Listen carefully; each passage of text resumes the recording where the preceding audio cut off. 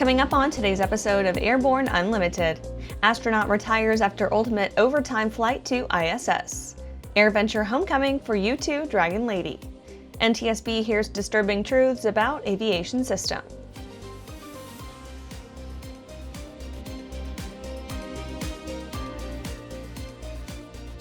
Welcome to Airborne Unlimited. I'm your host, Ronald. Let's get into today's stories.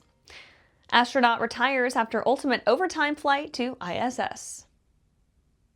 After a flight that was supposed to last days turned into one that lasted months, Butch Wilmore has retired, following a total of 25 years at NASA, flying in 4 different spacecraft and accumulating 464 days in space.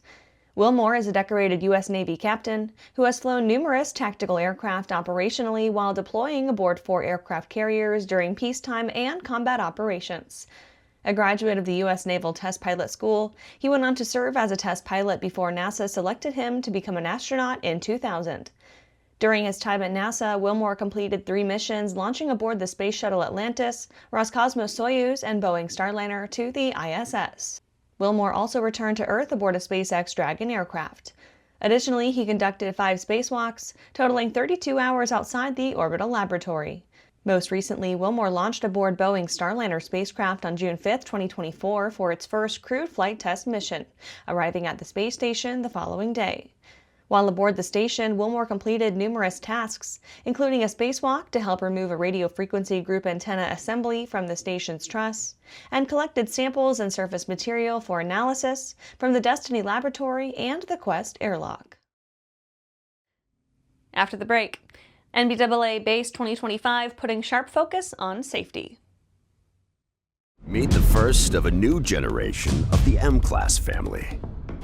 The M700 Fury. An aircraft worthy of the name, an indomitable force. The M700 Fury transcends traditional limits. With more power, blistering performance, a finely appointed interior, and the luxury of what matters most. Time. Experience the Fury. Join the legacy. The legendary BD-4C program is building an exciting future for those who want a rugged 4-seat family flyer with a proven history. The SureWings program produces a complete kit and builder assist program that gives you everything you need to be flying a BD-4CS in record time. For conventional kit builders, BD Aviation has parts, partial kits, and full kits for the 190-mile-per-hour BD-4C that has logged thousands of hours. Visit surewings.com and bdaviation.com for more details. Welcome back. Now let's take a trip around the patch for some shorter stories. NBAA Base 2025 putting a sharp focus on safety. NBAA Base will be held this year, October 14th through 16th at the Las Vegas Convention Center, and the highlight will be 3 interactive programs that shine the spotlight on new safety technologies, new regulations, and new perspectives on how to think about the safety of flight. Sessions will be presented by safety leaders and complemented by peer-to-peer learning opportunities. Fresh Boeing 777-9 takes flight for the first time in 5 years. Boeing's 777-9 widebody, one of 2 777X variants, has faced countless delays since its introduction in 2013. Though the program has been airborne since 2020, only 4 aircraft had made it out of the factory and into the sky until now.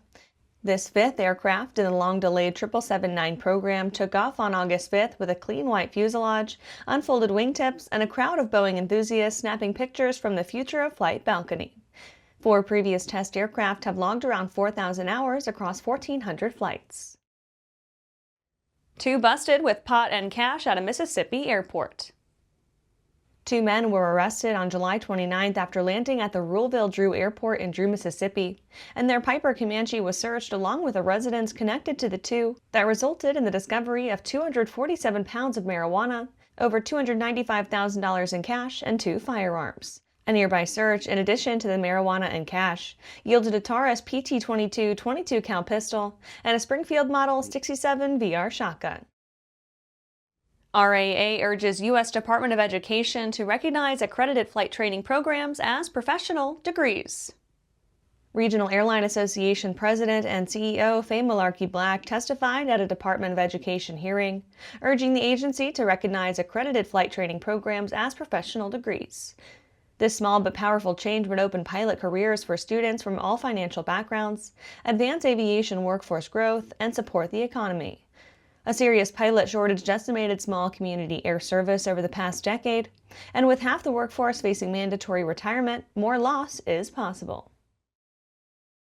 That's it for today's Trip Around the Patch. Let's get back to the rest of the news. AirVenture homecoming for U-2 Dragon Lady. The U-2 Dragon Lady was on display all week at AirVenture. It was a homecoming of sorts for the aircraft, but even more so for its pilot. Lieutenant Colonel GOGO is a veteran U-2 pilot and Inspector General of the 9th Reconnaissance Wing. He flew the aircraft directly from Beale Air Force Base in Yuba County, California, assisted by instructor pilot John Huggins of the 1st Reconnaissance Squadron following in the chase car, to provide guidance via radio during the landing. It was a personally significant flight for Lieutenant Colonel GOGO, who has roots in Fond du Lac, 20 miles south of Oshkosh. He said, quote, "The butterflies that came up as soon as I saw Oshkosh were surreal. I kept asking myself, is this actually happening? I feel incredibly fortunate to be given the opportunity to showcase the U-2, its mission, and the airmen tasked with making that mission happen every day," end quote. Personnel from the 9th Aircraft Maintenance Squadron, 9th Maintenance Squadron, and the 9th Physiological Support Squadron supported the mission to ensure a safe arrival and successful static display during its visit. Huggins noted that flying the U-2 into a high-profile event such as Oshkosh is challenging, especially because of the crowd filled with experienced aviators. He said, quote, "We've flown missions all around the world that are very stressful, but there's nothing like coming up here," end quote.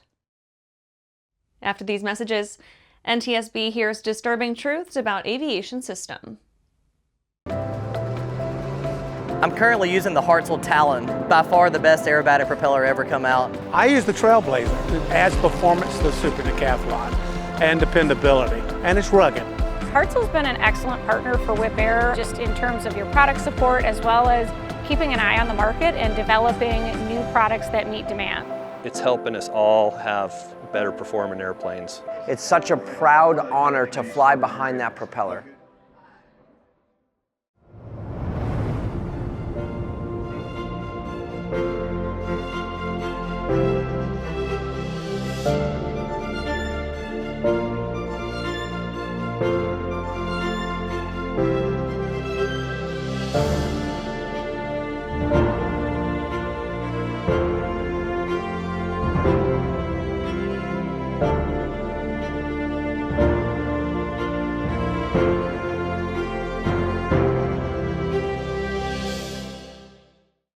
Welcome back. NTSB hears disturbing truths about aviation system. The NTSB conducted 3 days of hearings into the causes of the deadly mid-air collision near Ronald Reagan Washington National Airport in D.C. in January, and one of the most striking things that came out was nobody seemed shocked or surprised that it happened. By and large, the witnesses who testified during the hearings describe a system that seemed destined to fail at some point. The reasons are numerous, including a lack of decisive action by the FAA about the highly congested airspace at DCA and the Washington, D.C. area in general, mistakes about the night of the tragedy, overworked air traffic controllers, and lack of effective collaboration between the U.S. Army and FAA. The issues with the FAA are well documented, with Congress sharing some of the responsibility as it seems to regularly flirt with shutdowns, priorities that change from one administration to the next, and intermittent and at times insufficient funding of the FAA.